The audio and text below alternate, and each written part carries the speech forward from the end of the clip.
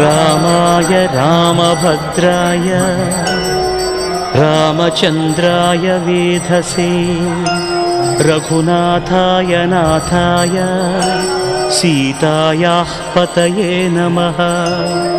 श्रीराम राम रघुनन्दन राम राम श्रीराम राम भरताग्रज राम राम श्रीराम राम रणकर्कश राम राम श्रीराम राम शरणं भव राम राम।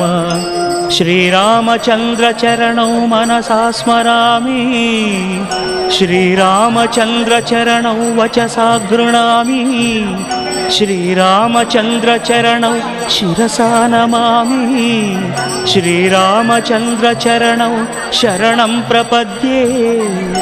माता रामो मत्पिता रामचन्द्रः स्वामी रामो मत्सखा रामचन्द्रः सर्वस्वं मे रामचन्द्रो दयालुः नान्यं जाने नैव जाने न जाने।